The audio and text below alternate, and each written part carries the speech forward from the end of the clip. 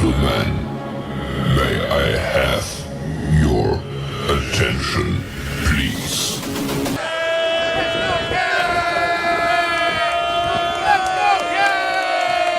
The show starts in 3, 2, 1, go. Good morning, CaneSport. It's December the 12th, 2022. I'm Gary Ferman, the publisher of CaneSport.com, joined as always by our managing editor, Matt Shodell, and today by young Stephen Wagner as we discuss the news of the day, presented today by Caneswear, your holiday shopping destination for all Canes fans to load up on all your Canes gear for yourself, your friends, your wives, girlfriends, co-workers, anybody that needs Canes gear. You can go get it at Caneswear, and of course by Life Wallet, where the time is now to take charge of your personal health, and the time is now, guys, to talk some Canes recruiting, because it is absolutely lit.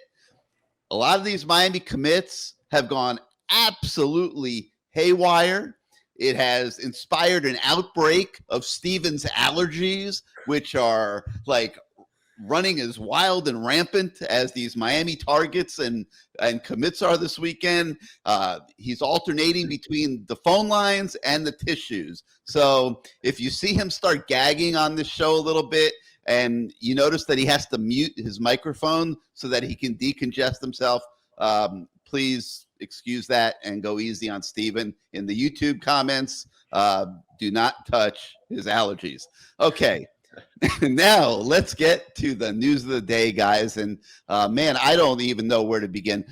Matt Shodell, where should we start? Maybe the commitment of Christopher Johnson yesterday. I mean, nice pickup from Miami, the fastest high school kid in the state of Florida. And when you watch the Hurricanes this year, there was a lack of big playmaking ability, and there was a lack of speed.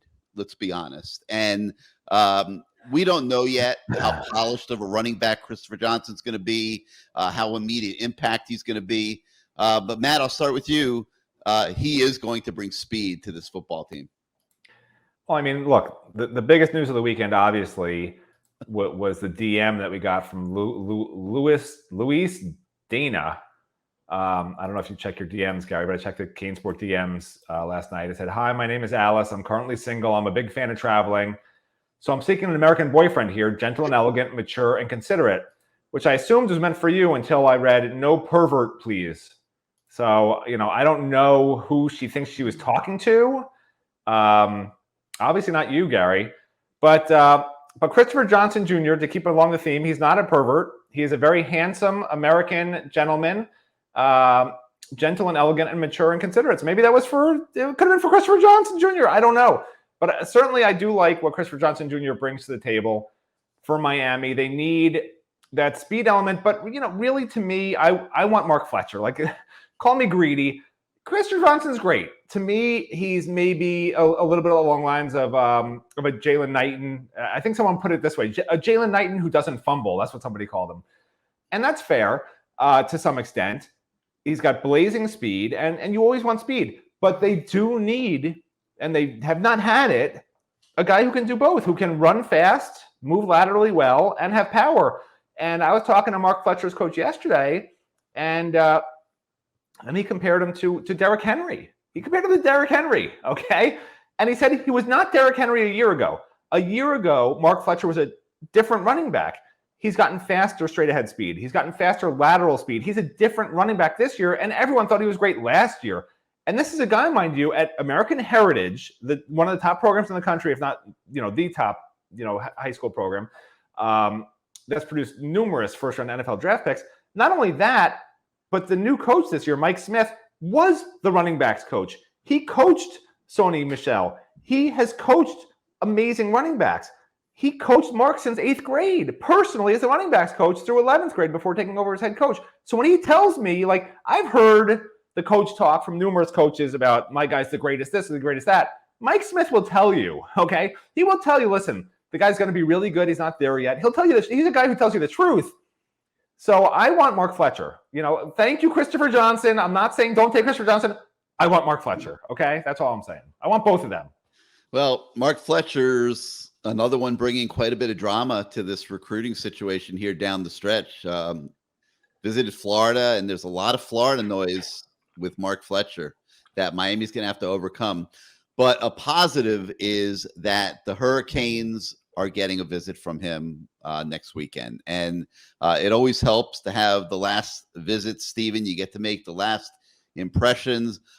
This weekend is going to shape up as an all-in for Miami. And they are going to merge from that weekend either with a top 5 recruiting class, or if things don't go well, they could end up down in the mid-teens or even 20. The way this thing is going. Your thoughts?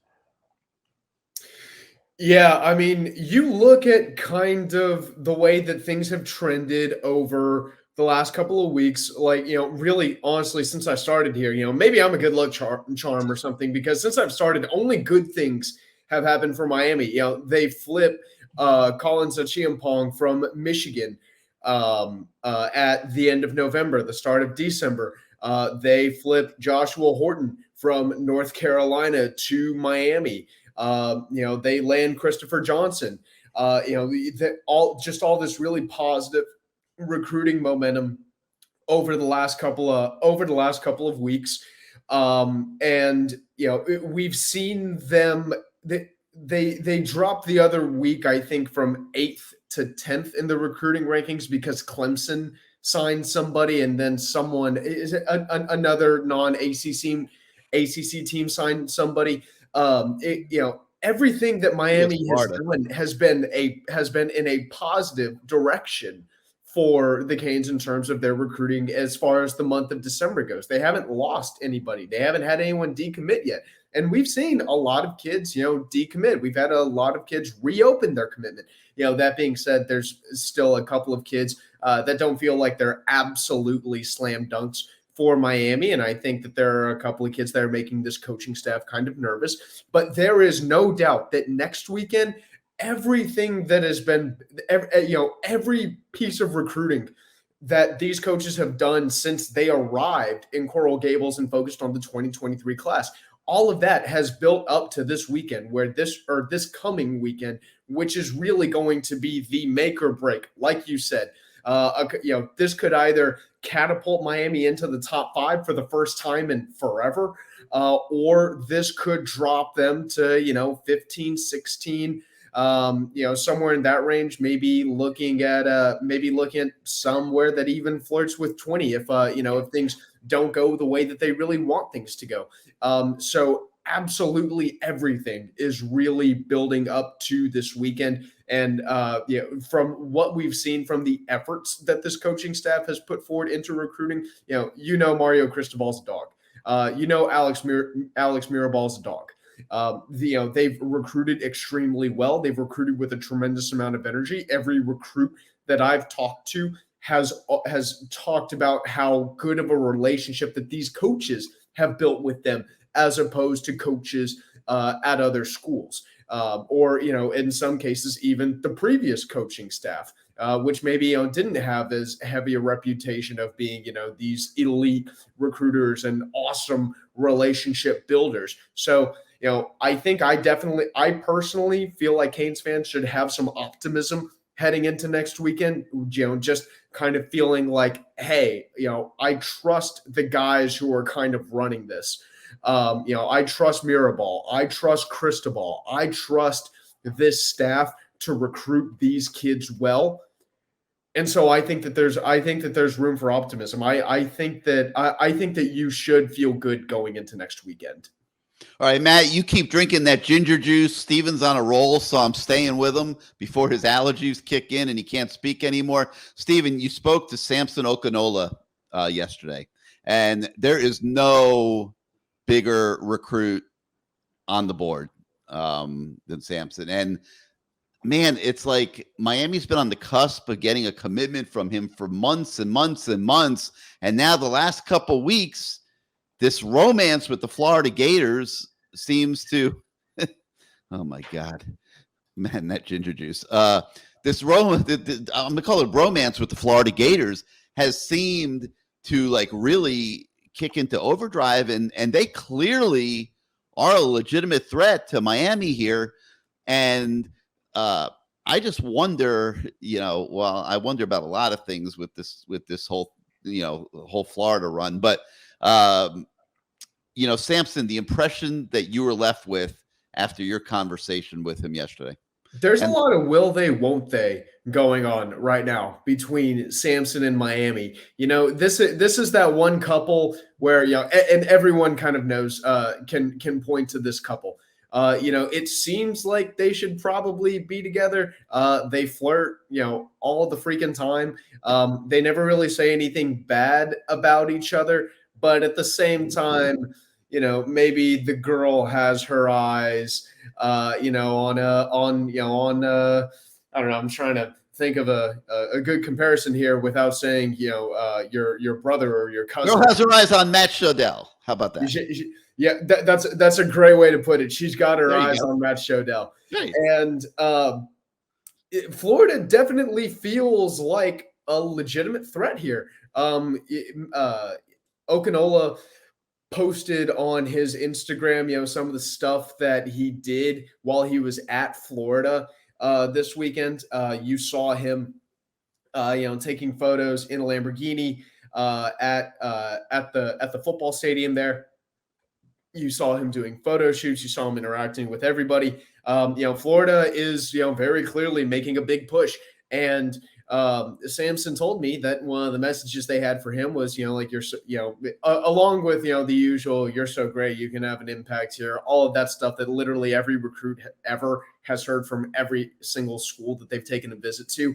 One of the things that kind of stuck out to me a little bit was he mentioned Florida's depth at the tackle position right now, and how he may be able to have an immediate role there. And that, to me, that signifies that maybe Florida's operating with a little bit of a sense of urgency here. Maybe they're going like, heck yeah, we really, really do need this guy. But I think Miami's got an opening for him too. But that being said, I don't think there's anyone in the country who wouldn't create an opening for the number 3 offensive tackle in the country. I mean, this kid's a massive talent. He's got monster size.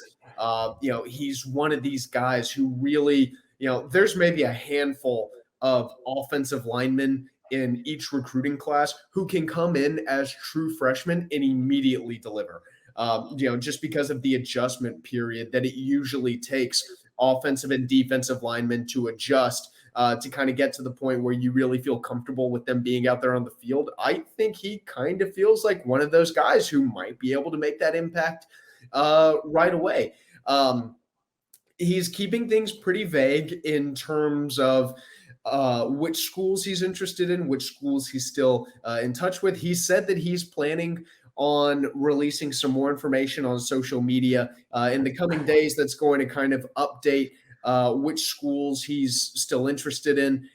He told me the other week, he said no school's really in the lead right now. I think up until that point, everyone had kind of felt like it was probably Miami. And personally, I feel like the Canes are probably going to end up doing whatever, needs to be done to land a kid like this, because, certainly they're not going to skimp on the effort that it's going to take to land Samson. But he's going to announce his verbal commitment on December 15th. He's going to announce something.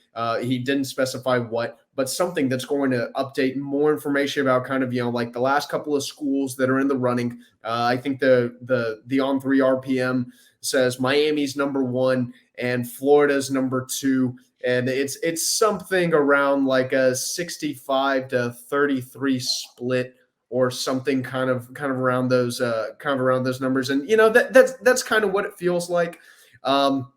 This is definitely not a slam dunk, and he's definitely making sure that everyone that he gets the best recruiting pitch from everyone that he talks to. This is a guy who's playing hard to get, and man, is he good at it. He is. He's been one of the best at it in this cycle, and it's just been sitting there and like dangling this commit at Miami for, like I said, months. And this is going to be an NIL situation. There's no doubt about it. Whoever he thinks is going to give him the best NIL opportunity is going to win this Florida-Miami battle. And, Florida's in it, obviously, with Mark Fletcher and some other guys. And, not something that we have to worry about. But I think it's hard to bet against Miami in an NIL war right now. They are well funded in the NIL arena. They have not needed to use a lot of those funds to this point.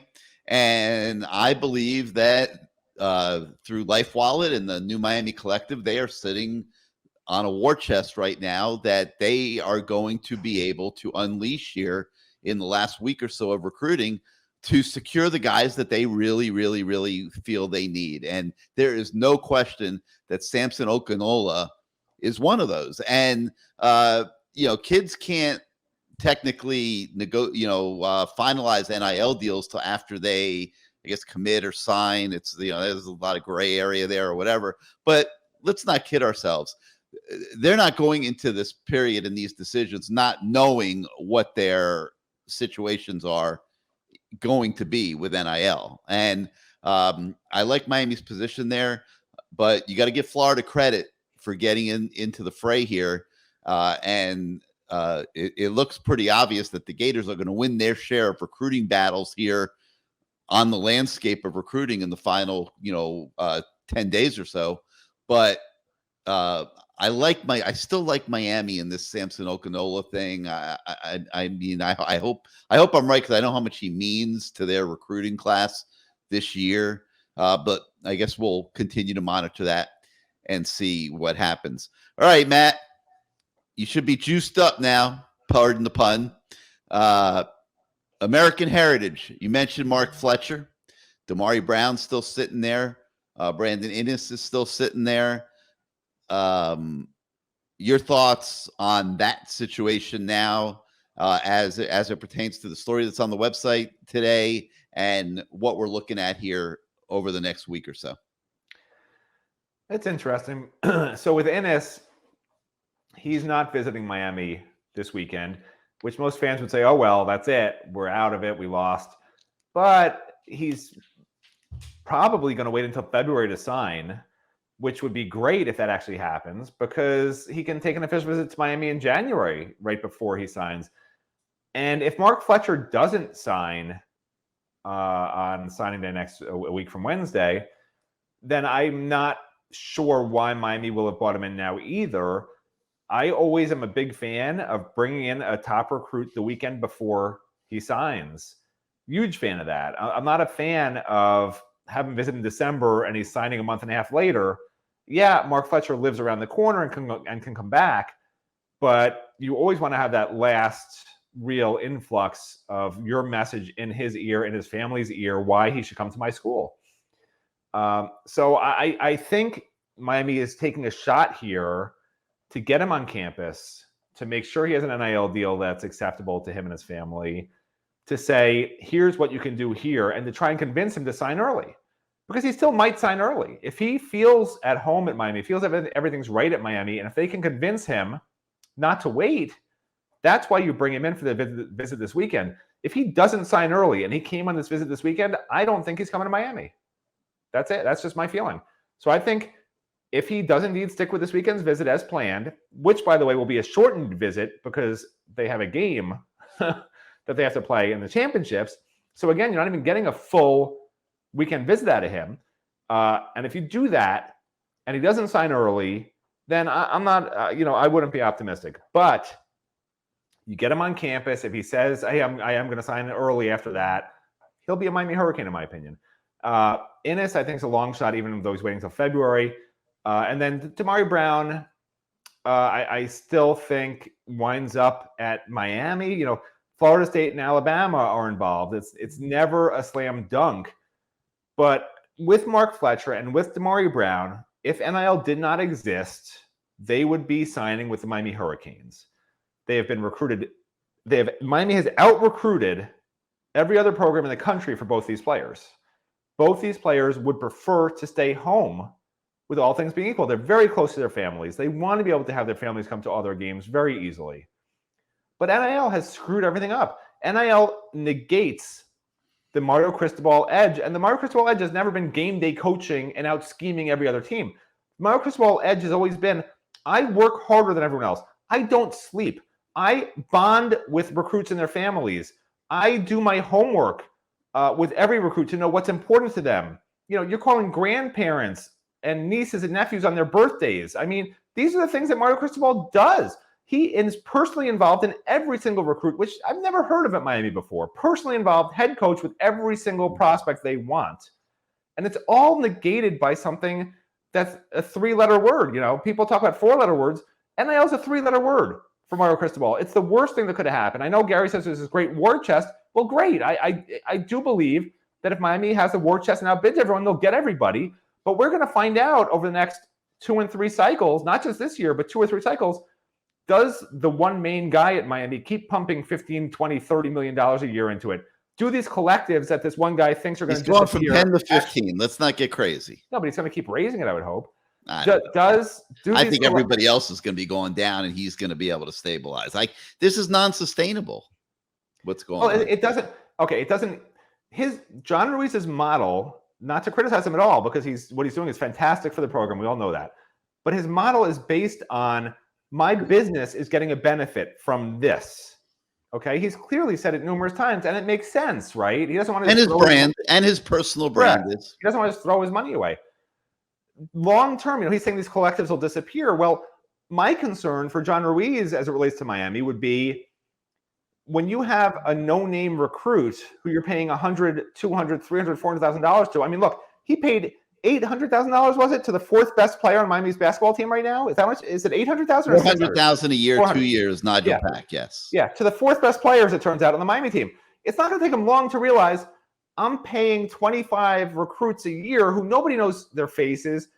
80% of them don't wind up being stars. That's just He would say it doesn't matter, Matt. He would say that he got more value out of Nigel Pack than any deal he's done.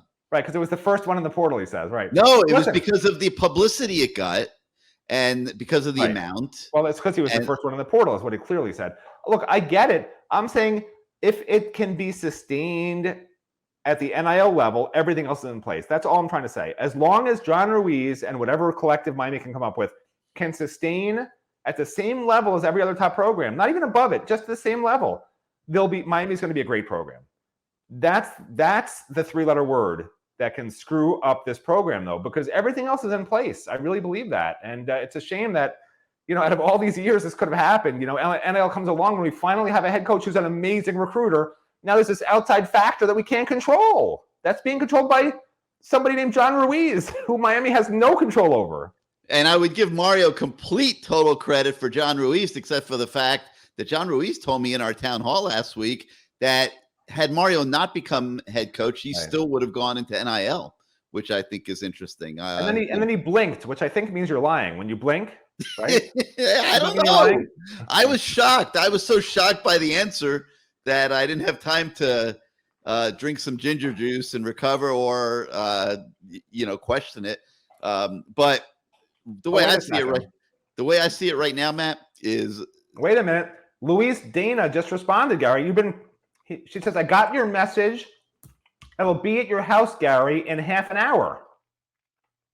What's that? I thought you said no pervs. What's that all about? You're sending Steven to the Kleenex, man.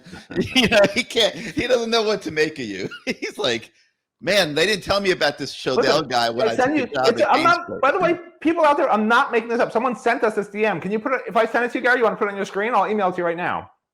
No, it's okay. We got way too much to talk about to worry about right now. I think this is more interesting, but whatever. No, it's not more interesting. Yes, it is. What's most interesting is John Ruiz now. You haven't seen Luis Dana.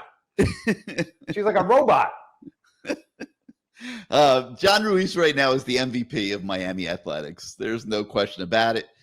He is saving the athletic department, and this is prime time for him here. Coming up here between the transfer portal, between traditional recruiting, and what these recruits think that he can do for them as the face of Miami NIL.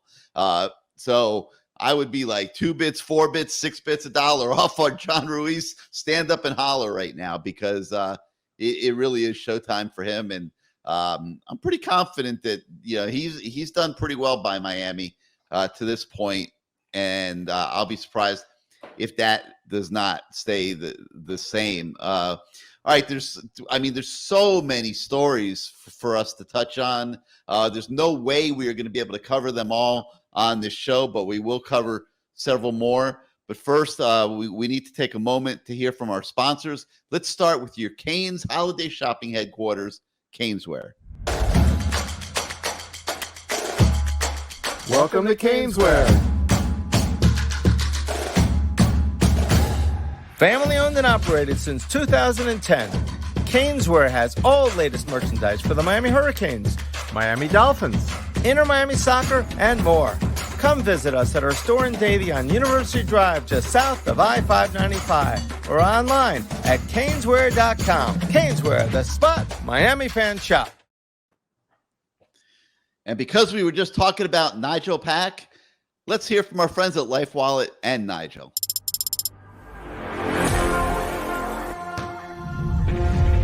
Hi, I'm Nigel Pack, and when I decided to come to Miami, I knew I had to pack, including my Life Wallet. But you know what else I'm going to pack this upcoming season? I'm going to pack the house. But today, I'm going to stand here and make another trade. The feed to Pack. He throws another. Give it to him. His third from the corner pocket. When he was persistent. Nigel Pack again. Never leave your home without your Life Wallet. Saving time, saving lives.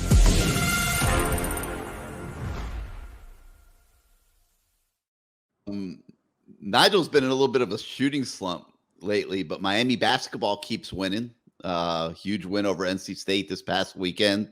And, we don't have to go too much into it right now, Matt, but they're 2-0 in the ACC and playing great basketball. I wasn't crazy about the defense in that Cornell game. I will never understand how Jim Larinaga let them play an up and down game like that and let Cornell go for 100 on them in that game. You hope they miss once in a while. They didn't. So no, they didn't. But man, but how good is this team? How good is this team that Nigel Pack right now is legitimately their fourth best player? I mean, that's amazing. That's an amazing team. That's an amazing thing right there. And it may stay that way, but there will be plenty of moments here in the next couple months where big shots by Nigel Pack. That's what I'm saying. I'm saying Nigel Pack's a great player. I'm saying it's amazing that right now you got Miller, Norchad, and Isaiah playing at such a high level. They're the three best players right now, and Nigel's really, really good. It's really impressive what they're doing. Yeah, you're talking about a very good basketball team. I still am afraid they might be one big short, but we'll see. Maybe AJ Casey can develop into that guy here over the next couple months before they get to the tournament. All right, but getting back to what everybody wants to hear about is recruiting. Steven, you have been on the Connor Lew beat for the last week. Another one of those Miami commits that are just driving everybody out of their minds. Explain to us this morning how a kid that has been a pillar of the recruiting class, been committed for months, now suddenly in the last 2 weeks decides he's going to open himself back up and take a look at Auburn. Go ahead. Yeah, things seemed really, really clear with Connor Lew. Seemed like he was 100% going to be a Miami Hurricane. And then all of a sudden, things got foggy kind of out of nowhere. He visited Auburn this weekend. That was an official visit. I texted him, called him, asked him about it. And finally, he responded with a statement saying he's choosing not to do interviews with anybody right now, which to me kind of signifies that he took a visit to Auburn and he understands that schools are going to continue to make pushes for him late as we get closer and closer to December 21st. And right now, he kind of wants to sit back and evaluate things. He kind of needs a moment to think on this is really what it all of a sudden feels like. Because the other week, I think it was December 2nd, if I'm correct, Mario Cristobal, Alex Mirabal They went over to Kennesaw, Georgia. They went into Connor Lew's home. They had a visit with him. I talked to Connor about it. He seemed really enthused. He was really upbeat, really positive. Loved the visit, loved how everything went. Was really excited. Talked about how they gave him the message about how as the center, you're not only going to need to be one of the leaders of the offense, you're going to need to be one of the leaders of the team. And it kind of felt like this is a guy that Miami's coaching staff is really prioritizing. This is a guy who they see a lot of really big potential in. I then asked him if he was 100% committed to the Canes, and he basically said, yes, I am still committed to Miami. I am not looking to decommit.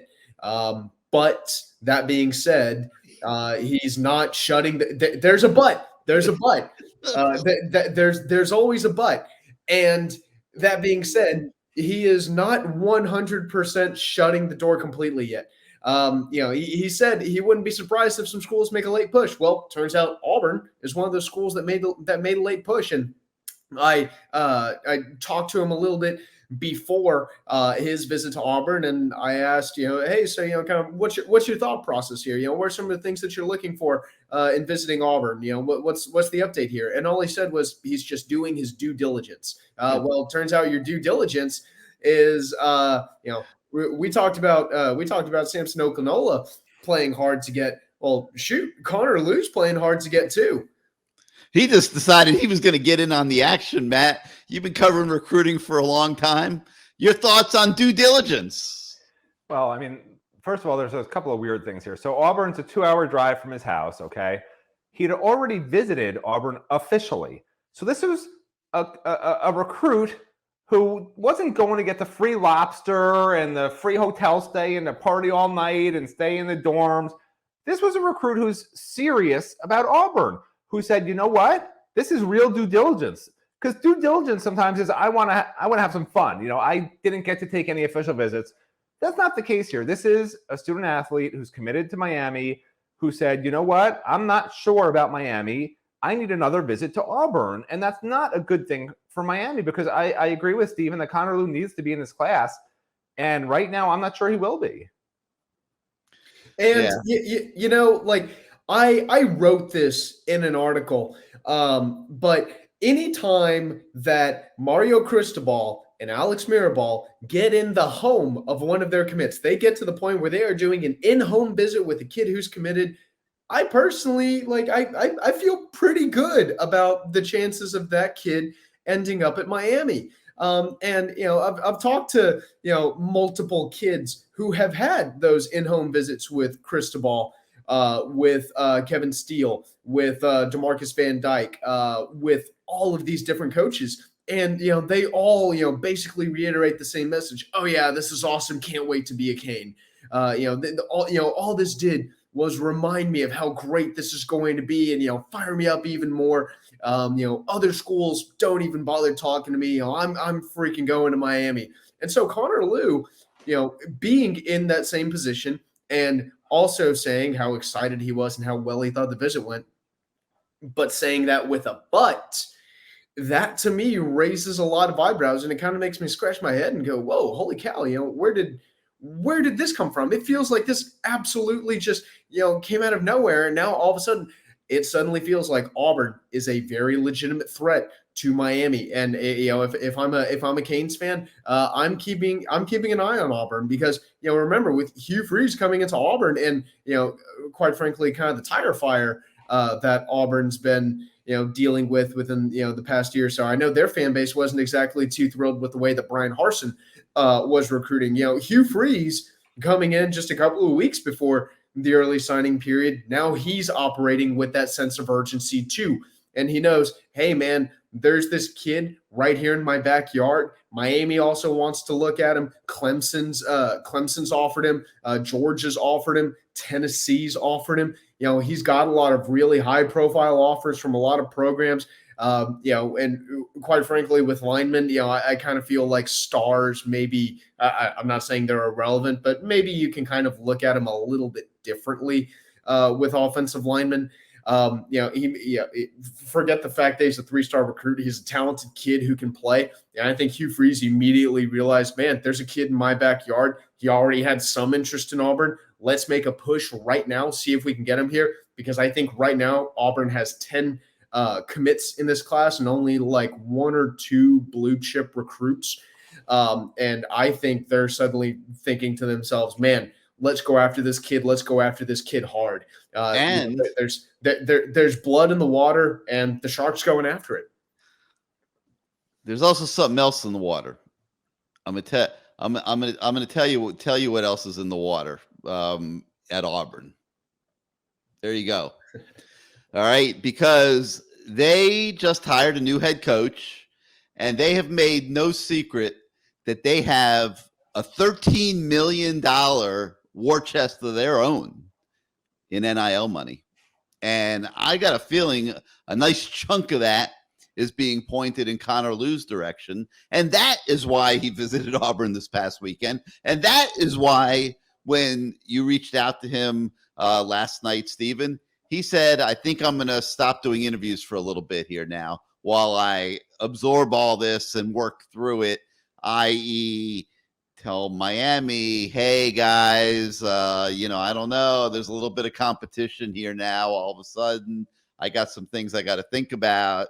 Hey, tell Mr. Ruiz that, if he, can sweeten the pie a little bit, maybe I'll stick with my commit. Who knows how it's going to play out. But, the greenbacks, man, the greenbacks are what are coming into play here in the final week and a half of recruiting.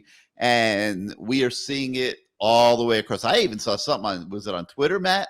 Antonio Tripp was considering taking a visit somewhere or something. Did I see that? I'm pretty sure I saw it at some point over the weekend. This is a guy that for months has been like the flag bearer for Miami recruiting. I mean, he's been all over social media recruiting kids left and right. And you're telling me that even he too is going to consider going somewhere else. So there are very few locked in commits, not just at Miami, but anywhere. And it is going to be the wild, wild east, west, north, and south here in the last 10 days. And, we'll see. We'll see how it goes. But I promise you, there will be a lot of drama. We will be doing our best to cover it for you at CaneSport.com. All right. So I mentioned, there's dozens of recruiting stories on the website today. You guys can check them all out. Constant updates over the weekend. But I do want to shift gears on this show here for a moment and talk a little bit about the transfer portal, because the transfer portal is kind of sitting there in the background. And what I think Miami's been doing is kind of throwing out some offers, checking things out. But before they dive headfirst into the portal, I think they're trying to make sure that their traditional recruiting is in a good spot and taken care of. And they don't want to, get too distracted by the portal right now and end up slipping up in traditional recruiting. So I think they've been focusing the last week or so mostly on traditional recruiting. We've had a sprinkle of transfers come through. You had Francisco Mayagoa, Francis's older brother. We feel real good about that one happening. At some point, there was the defensive tackle from Florida State, Jared Jackson, who came through, talked about how great the visit was. Miami being in a very good spot. That story is on the website today.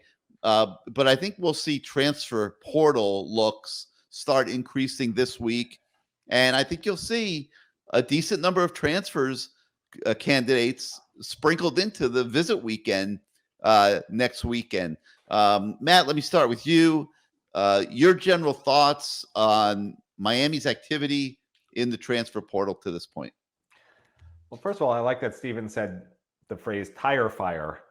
I know he's got that cabin out west. You have to do that to keep warm out there. Down here in Miami, Steven, the only thing that we have that we burn is steaks at Prime 112 Wagyu steaks. We don't have tire fires down here. So, but as far as the transfer portal, Javion Cohen is going to visit midweek visit. Feel good about him.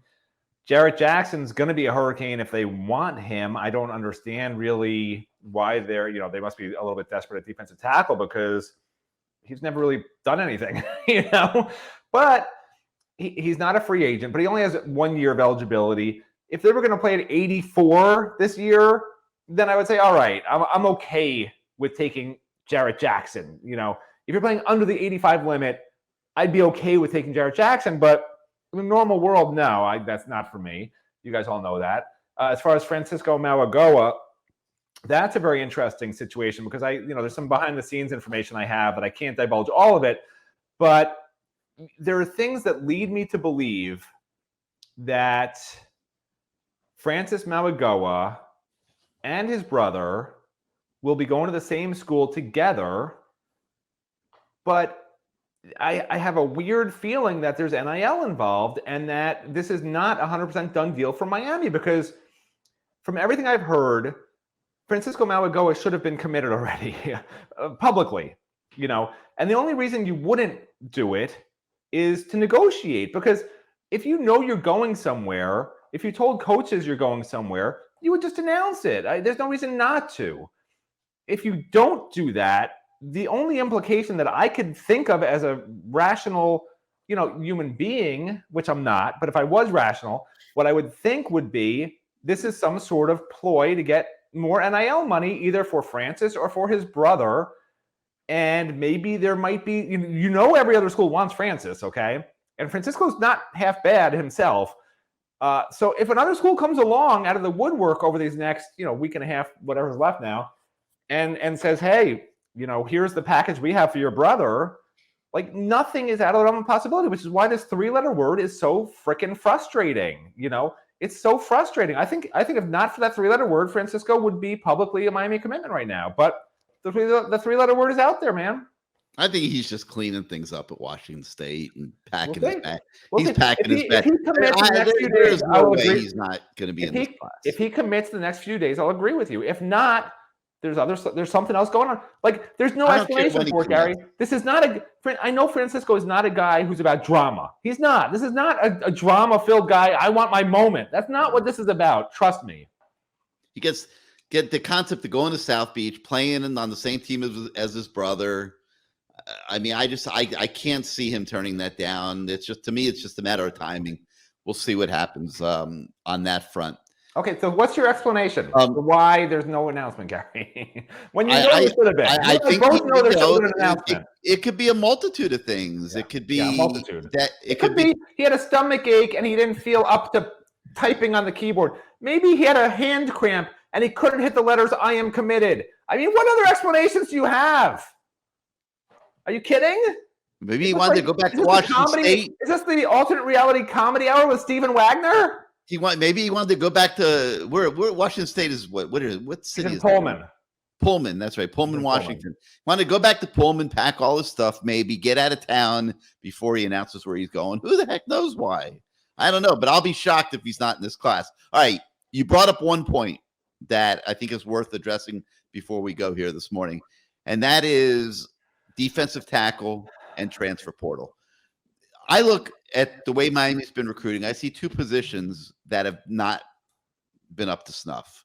Defensive tackle is one of them, and I would say running back is another one. I mean, they can make a comeback real quick if they can add Mark Fletcher to Chris Johnson, but I'm not sure they're getting a franchise running back right now in recruiting, okay? And they need one, okay? Yeah, you got Trevante Citizen coming off injury. You don't know what he's going to look like. Henry Parrish is not a franchise running back. Don Chaney's always been hurt. They need a big-time running back coming in here from somewhere. I'm not sure they have it yet, okay? And defensive tackle, for whatever reason, they seem to be struggling there. Okay, but let me interject real quick, because, by the way, it's smart not to sign your portal guys or not to get commitments from portal guys until your signing class is signed in general. So you can see what you need. Because if you sign and I'm not talking about Francisco, okay, because a freshman can say, I'll beat him out.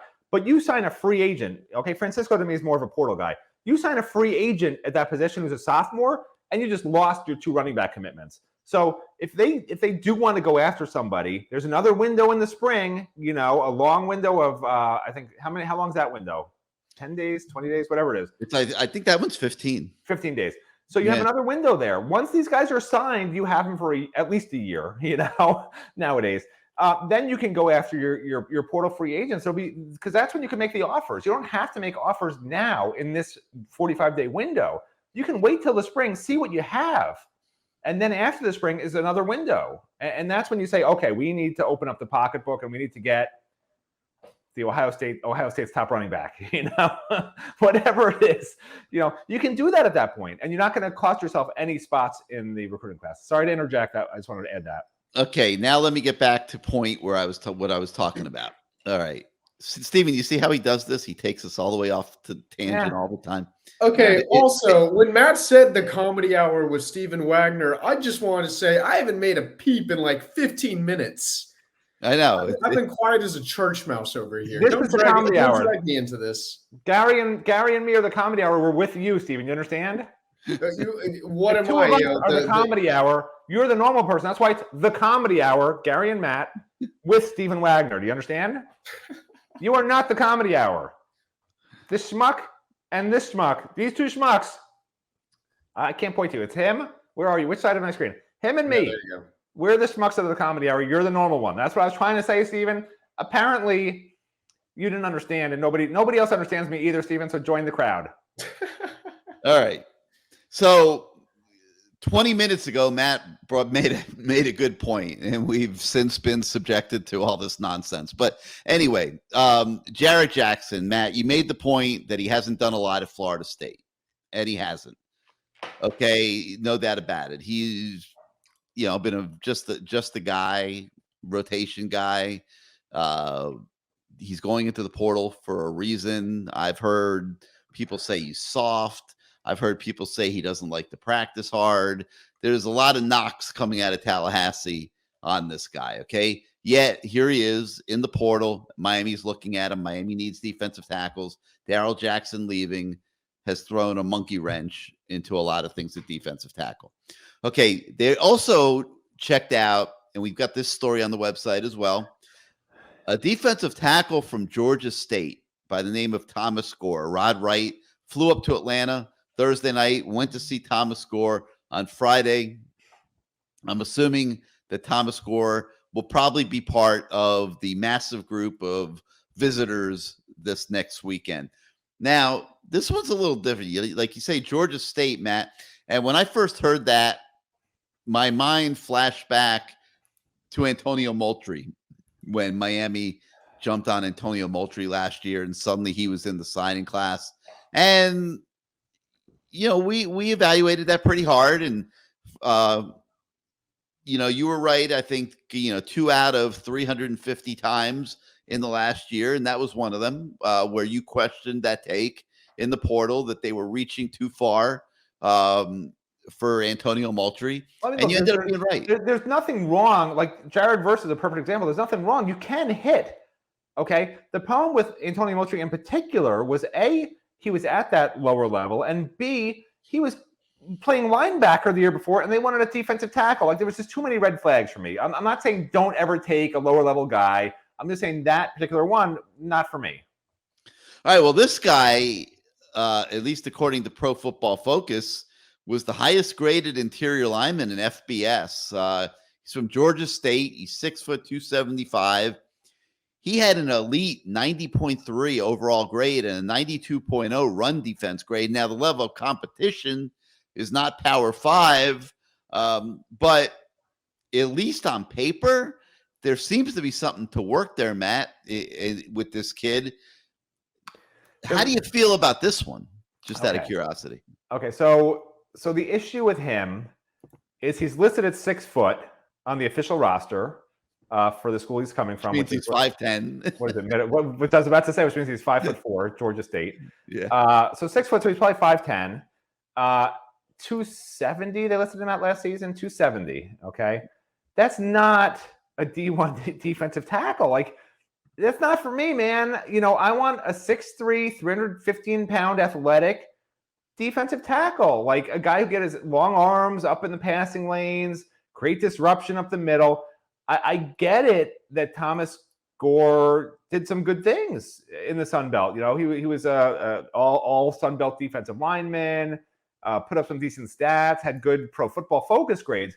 But remember, he's not playing against the same level of athletes that he's going to face, sizable athletes that he's going to have to be able to beat on the offensive line at the next level. I think he would be a rotational player, which is fine because guess what? They need depth. He'd be in my opinion, he'd be a second team guy.